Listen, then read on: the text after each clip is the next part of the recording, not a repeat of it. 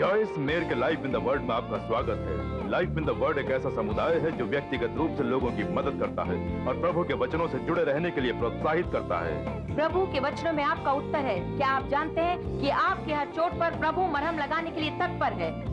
Life in the world एक अंतर्राष्ट्रीय समुदाय है जो समस्त संसार को प्रभु के हृदय से जोड़े हुए है।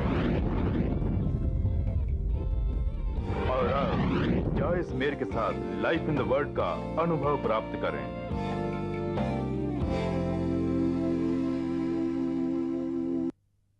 एक औरत का विवाह आदमी से, औरत भाव के आदमी तर्कसंगत है।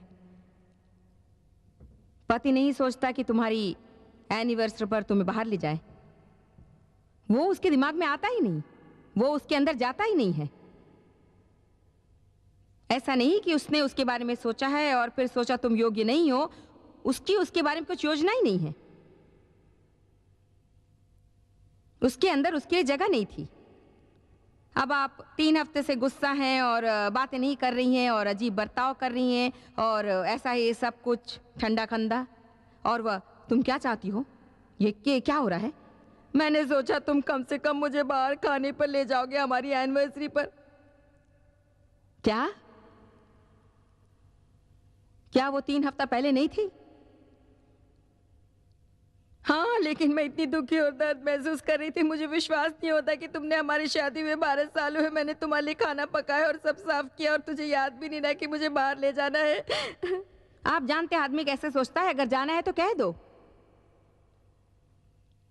ओ हाँ, मेरे पति भी ऐसा ही कहते हैं। जॉयस, अगर तुम्हें खाना खाने जाना है तो कहो। अगर मेरे साथ समय बिताना चाहती हो तो कहो।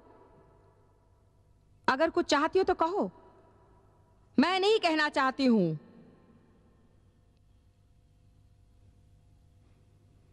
औरत को वो रोमांस चाहिए और उस दिन तक चाहिए जब तक वो मर न जाए। मुझे बाहर जाने के लिए पूछिए। हमारी शादी हुए 33 साल हो रहे, तेरा मतलब क्या है? मुझे बाहर जाने के लिए पूछिए।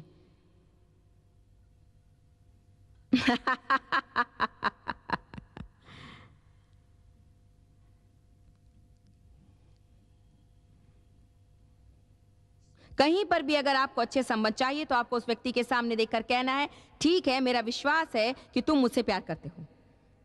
हमेशा ऐसा महसूस नहीं होता, लेकिन जानती हूं कि तुम मुझे चाहते हो। मैं तुम्हारे पर विश्वास करना चुनती हूं कि तुम चाहते हो। इसलिए मैं श्रेष्ठ में विश्वास रखती हूं। मैं तुम्हें वो चीजें देने के लिए मजबूर नहीं करूंगी तो तुम सच में नहीं जानती कि मुझे कैसे दो। मैं अपने आप को विनम्र बनाऊंगी। अगर मुझे बाहर खाने के लिए जाना है तो कहूंगी। हम लोग छोटे दिमागी हो जाते हैं कि जैसा मैं सोचती हूँ वैसा ही हो। मैं आशा रखती हूँ, मैं आशा रखती हूँ, मैं आशा रखती हूँ। मैंने जो चाहा था वो नहीं मिला, इसलिए मैं बहुत गुस्सा हूँ और तुझे मैं अपने जीवन से दूर रखती हूँ। अब से मैं अकेले जिंदगी गुजारूंगी और मैं किसी को अंदर आने नहीं दूंगी, क्योंकि तुम मुझे वापस कभी दुखी नहीं करोगे। लेकिन आप ऐसे भी दुखी होंगे, क्योंकि आप अकेलेपन से दुखी होंगे और किसी को भी अंदर अपने जीवन में नहीं आने देने से। हालेलुया। मैं आज कुछ अलग ही बात कर रही हूं ना। प्रभु मदद कर, हम एक ही दिशा में चलते हैं। यीशु ने कहा, मैं नई वाचा के साथ आ रहा हूं। अप्रतिबंधित प्रेम, उद्धार कार्य से नहीं बल्कि अनुग्रह से, विश्वास द्वारा। यीशु ने कहा, तुम तुम्हारे लिए नहीं कर सकते हो, मैं तुम्हारे लिए करूंगा। अगर तुम मुझ पर विश्वास रखोगी कि मैंने किया जो मैंने कहा था कि करूंगा, वो ही प्रभु देखना चाहता है। तुम्हारा विश्वास जो मुझ में है, ना कि आपका उत्तम कार्य। उससे कुछ ज्यादा रहना चाहिए, क्योंकि वो बहुत ही आसान है। वो बहुत आसान है। आप कहते हैं कार्य के बारे में क्या? हाँ, हमें कार्य करना चाहिए। बाइबल कहती है कि कार्य के बिना विश्वास मरा हुआ है। तो फिर विश्वास के बिना कार्य करना और भी मरा हुआ है। कम ऑन नाउ, उस हिस्से की बात ही नहीं करते हम। हाँ, कार्य के बिना विश्वास मरा हुआ है, लेकिन विश्वास के बिना कार्य और भी मरा हुआ है। हम उस कार्य के लिए विश्वास नहीं रख सकते जो प्रभु ने नहीं कहा है करने के लिए। हम बहुत सारी चीजें करने में जुट जाते हैं अपनी गलतियों को सुधारने की कोशिश में और सोचते हैं कि प्रभु तभी हमें चाहेगा। ये मृतक है, ये थकाता है और अपने जीवन को हमसे चूस लेता है। वो हमें निराश और दुखी और उलझे हुए छोड़ देता है, क्योंकि हम समझ नहीं पा रहे हैं कि हम प्रभु के नजदीक क्यों नहीं हैं। हम वो सब कुछ कर रहे हैं जो हम सोचते हैं कि हमें प्रभु के नजदीक लाएगी।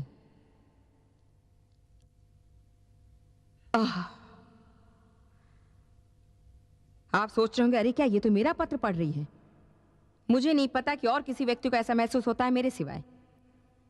कितने लोगों की समझ में आ रहा है कि हम कहाँ हैं। क्या आप वहीं पन्ने पर हैं जहां मैं हूं? जानते हैं क्या, हम सब उस कूड़े से गुजरते हैं। शैतान बहुत रचनात्मक नहीं है। कठिनाई पैकेज 101।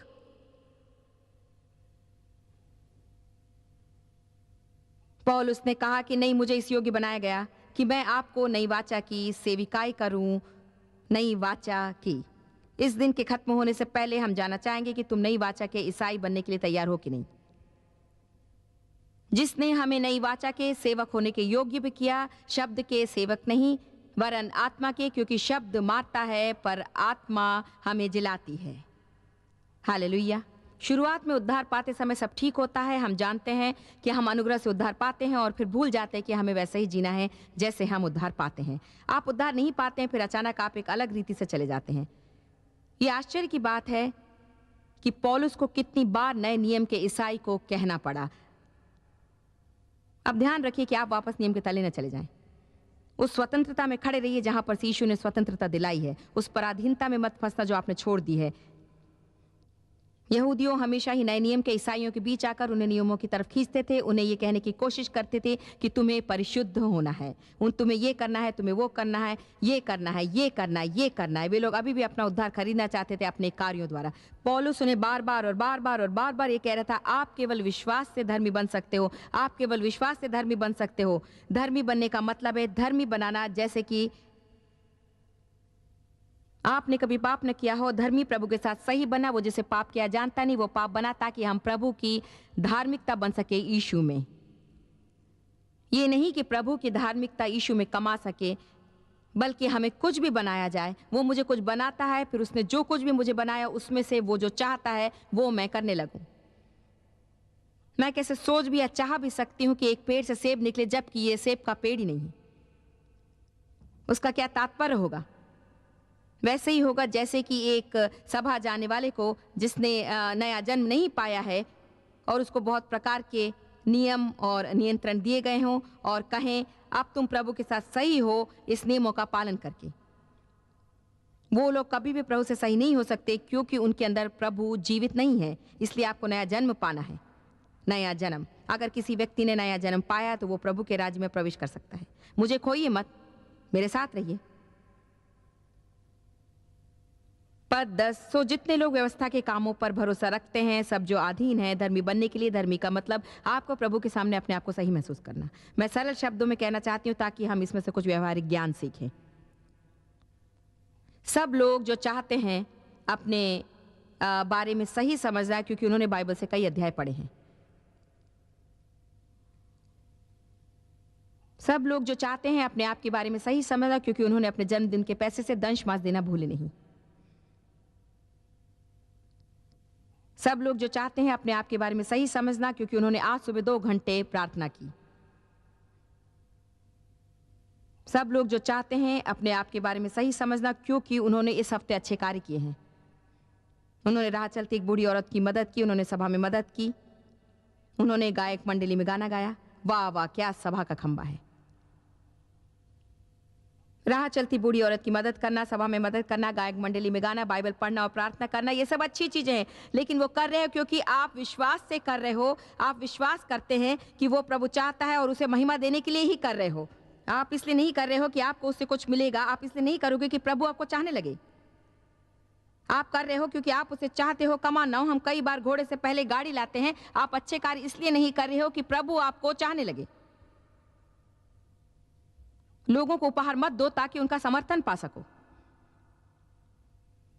मालिक को भेंट मत खरीद कर दो ताकि आपको प्रमोशन मिले। यदि आप सही हृदय से कार्य करें, नहीं तो जानिए बाइबल क्या कहती है, उसका कोई भी प्रतिफल नहीं है। प्रभु उसी पर कृपा करता है जिससे सच्चे हृदय से कार्य किया हो। मैं प्रार्थना करी हूं क्योंकि प्रभु को मैं चाहती हूं। मैंने वचन को पढ़ा था कि अगर नहीं पढ़ूंगी तो मूर्ख बनती हूं और जीने का तरीका नहीं आता। मैं मूर्ख बनना नहीं चाहती, मैं चतुर बनना चाहती हूं। मैं बहुत साल मूर्ख बनी रही। मुझे बाइबल पढ़ने के लिए कुछ बहाने नहीं चाहिए। मैं उन सब के दौरान गुजर चुकी हूं और एक दिन प्रभु ने कहा, तुम वो मेरे लिए नहीं पढ़ रही हो, तुम मेरे पर कृपा नहीं कर रही हो। ये पुस्तक मैंने तुम्हें दी है तुम्हें जीना सीखने के लिए। तुम पढ़ रही हो क्योंकि तुम्हें वो चाहिए, मुझे नहीं चाहिए कि तुम करो, तुम्हें चाहिए। मैं कलीसिया इसलिए नहीं जाती क्योंकि प्रभु चाहता है, मैं जाती हूं इसलिए कि मुझे जाना चाहिए, मुझे मदद मिलेगी। आप देख रहे हैं कि हम कैसे सब मिला रहे हैं। वो ऐसा है, मुझे ये करना है, मुझे ये करना है, मुझे मेरा घर साफ करना है, मुझे बनिए की दुकान जाना है। आपको कुछ करने की जरूरत नहीं है। आप गंदगी के बीच में भी रह सकते हैं अगर आप चाहें तो। आप वहां बैठकर भूखे भी रह सकते हैं। आपको बाइबल पढ़ने की जरूरत नहीं, आपको प्रार्थना करने की जरूरत नहीं, आपको करने की जरूरत नहीं है जरूरत। लेकिन आपको जीवन में कभी विजय प्राप्त नहीं होगी अगर नहीं करोगे तो। अगर आप चतुर हैं तो कहेंगे, मैं प्रार्थना करती हूँ क्योंकि मैं चाहती हूँ, मैं पढ़ती हूँ क्योंकि मैं पढ़ना चाहती हूँ, मैं अच्छी चीजें करना चाहती हूँ क्योंकि मुझे वो करने में अच्छा लगता है। मेरे अंदर प्रभु का प्रेम बसा जो मैं किसी और के जीवन में बांटना चाहती हूँ। मैं ये सब प्रभु का प्रेम पाने के लिए नहीं कर रही हूँ, वो तो पहले से ही मुझे प्रेम करता है।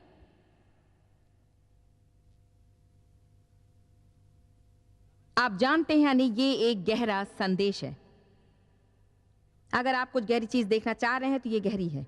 हमने ऊपरी हिस्सा छोड़ दिया है और अब उस चीजों के बारे में बात करेंगे जो अंदर यहाँ पर जाती है। वो चीजें जो कभी कभार हम जानते नहीं कि कैसे बात करें। ये सब हमारी गुप्त भावनाएं हैं प्रभु के साथ संबंध के बारे में जो हम कोई और जाने वैसा नहीं चाहेंगे। हम अपने ईसाई दोस्तों के साथ बाहर जाते हैं और पवित्र ईसाई चेहरा लगा लेते हैं, प्रभु की स्तुति हो, प्रभु की महिमा हो, हालेलुया। हम एक परम ईसाई बहन के साथ खाना खाने जाते हैं और हम उसे बताते हैं कि कैसे हमने 4 घंटे प्रार्थना की, लेकिन ये नहीं कहते कि हमने उसमें से 3.5 घंटे सोने में बिताए।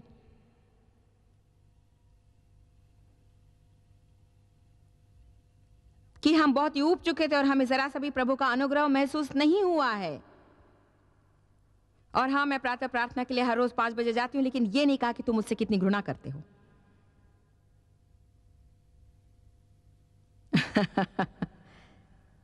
हाँ, मैं सभा में मदद करती हूँ, गायक मंडली में गाती हूँ, लेकिन ये नहीं बताते कि तुम इसलिए कर रही हो कि तुम अपना सामाजिक समूह खोना नहीं चाहती हो। लोग शायद जानते नहीं, लेकिन प्रभु जानता है और वो कहता है, अगर तुम सही हेतु से नहीं करते हो और क्योंकि मैंने कहा था करने को और क्योंकि आप आत्मा की प्रेरणा से आगे बढ़ रहे हो, तो तुम तुम्हारा समय बर्बाद कर रहे हो। हमें उन कार्यों का प्रतिफल नहीं मिलेगा, कभी भी नहीं मिलेगा। ओ, लोग शांत हो जाते हैं जब हम हेतु के बारे में बात करेंगे। वैसा क्यों करते हो?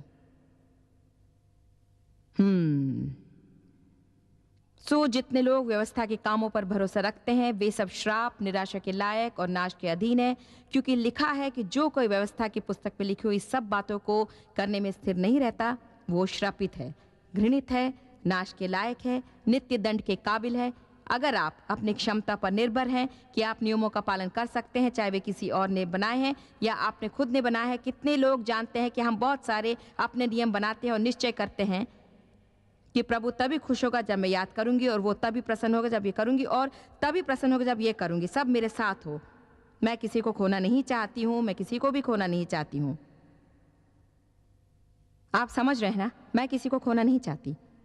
आप आश्चर्य पाएंगे अगर आप देखेंगे कि आपने कितने नियम खुद के लिए बनाए हैं ताकि प्रभु प्रसन्न रहे।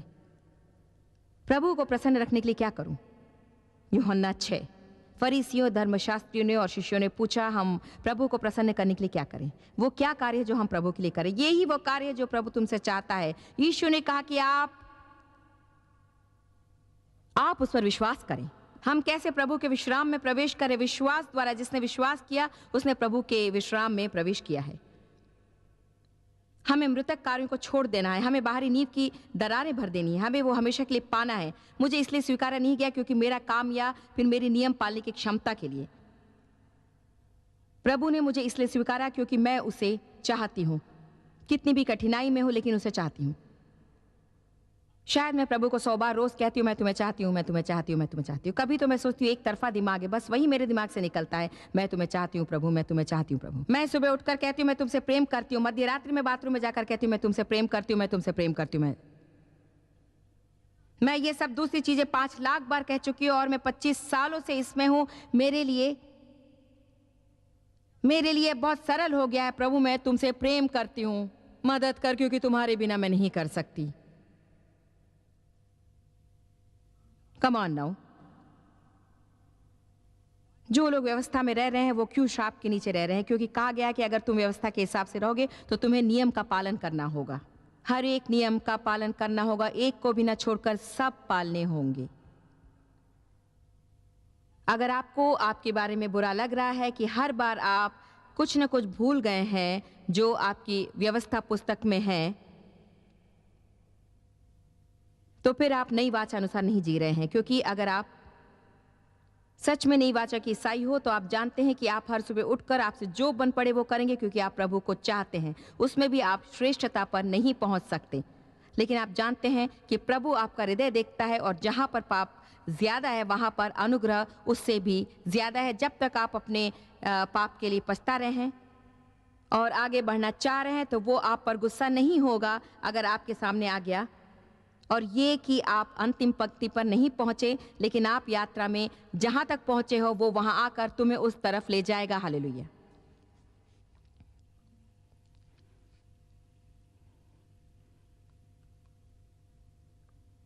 जब बाइबल कहती है कि हमें पाप से स्वतंत्रता मिली है तो वो हमेशा पाप करने से नहीं, लेकिन उससे छुटकारा मिला है जिससे हम पाप करके दुखी हों और पाप के दोषी माने जाते हों, जिस दौरान लोग गुजरते हैं और हर पाप करके बलि चढ़ाए जाते हों। इतनी सारी आजादी पाई के कभी डर लगता है क्या तुम कहती हो कि मैं गलत कर सकता हूं? मेरा मतलब जॉइस से नहीं, मैं सिर्फ मांस में आ गया और गुस्सा हो गया।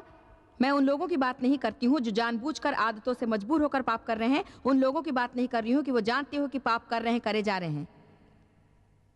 हम लोग आज पूरी अलग ही चीजों की बात कर रहे हैं। हम लोग उस व्यक्ति की बात कर रहे हैं जो दूसरे से बात कर रहा है और अचानक किसी ने कुछ कहा और फिर उन्होंने कुछ कहा और किसी ने भी कुछ कहा और आपके खुद के जानने से पहले आपको दौरा पड़ रहा है, आप गुस्सा हैं, आप दुखी हैं, आप गुस्से में चहल पहल कर रहे हैं और किसी से बात नहीं करेंगे। और 1 घंटे बाद जब आपका मांस ठंडा पड़ रहा है ताकि आप प्रभु की बात सुन सको जो आपके हृदय का दरवाजा खटखटा रहा है, ये कहते कैसा बर्ताव मत करो, वैसा बर्ताव मत करो, कमाना याद करो अपने अंदर क्या शब्द है, वैसा बर्ताव मत करो। चलो हम इससे बाहर निकलते हैं, वापस जाकर माफी मांगो। ओ प्रभु मैं नहीं माफी मांगूंगी। आप थोड़ी देर प्रभु से कुश्ती करते हैं और फिर कहते ठीक है मैं माफी मांग लेती हूँ, ठीक है प्रभु मैं माफी मांग लेती हूँ। आप जाकर माफी मांगते हैं और फिर शैतान कहता है सबसे पहले तुम्हें गुस्सा ही नहीं आना चाहिए था, इसलिए तुम अभी भी अच्छे नहीं हो। क्योंकि अगर तुम उस जगह पर रहते जहां पर तुम्हें रहना चाहिए तो तुम महिमा के बादल में झूलते रहते सारा दिन। Hallelujah hallelujah. कम ऑन, हम मनुष्य और हम उस दुनिया में जी रहे हैं जो खुरदुरा है, जिसमें बहुत सारे लोग हैं जिनके साथ हमें मिलजुल कर रहना है। पाप नहीं मरा है, हम पाप से मरे हैं। पौलुस ने कहा मैं रोज मरता हूं। आप जानते हैं उसका मतलब क्या? हर प्रतिदिन अपने आप को सुधारना पड़ता है। किसी को तो अच्छा लग रहा है यहां पर?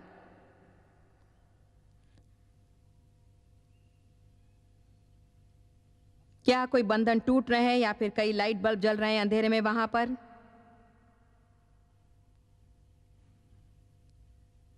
कभी कभी ऐसे समय में हमें बछड़े की तरह लगता है जो नए दरवाजे पे खड़ा हो। हाँ हाँ, मुझे नहीं पता उस दरवाजे से कैसे जाना है।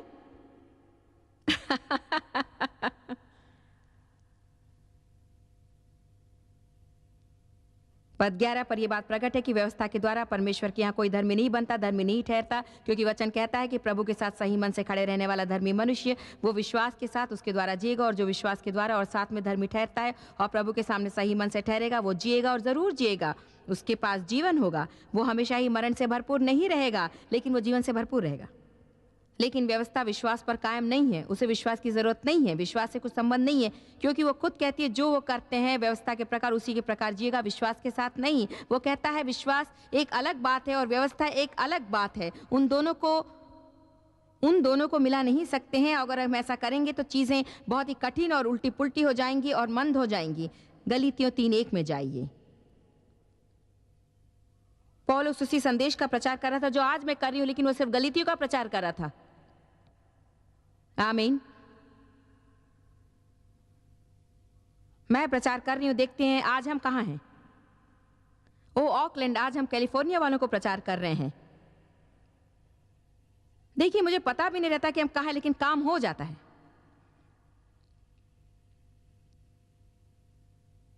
ओ बेचारे और मूर्ख और अज्ञानी और लापरवाह और निर्बुद्धि वाले कैलिफोर्नियंस।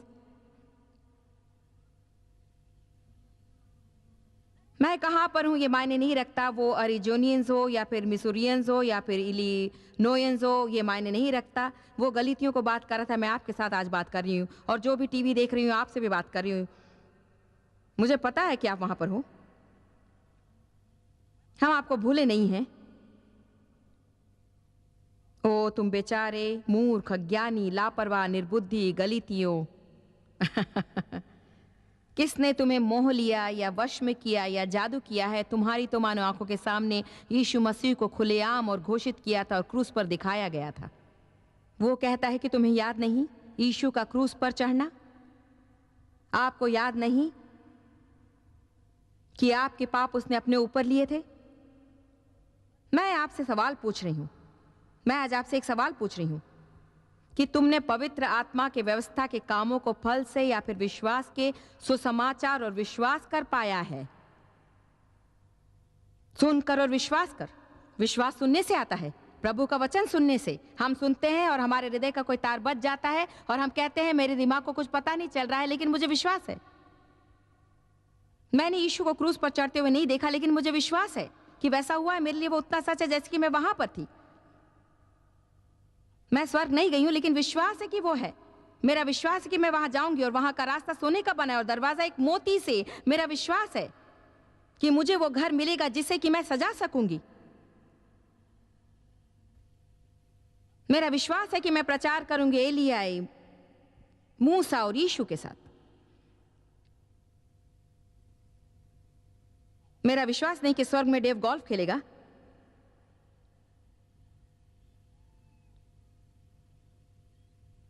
वो कहता है कि उसे विश्वास है।